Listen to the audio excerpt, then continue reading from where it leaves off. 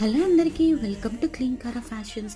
మంచి గ్లాస్ టిష్యూతో వస్తుందండి ఈ ఎంబ్రాయిడింగ్ వర్క్ బార్డర్. ఎంత బాగుందో చూడండి. క్లాత్ ఫ్లోనెస్ చూసారా?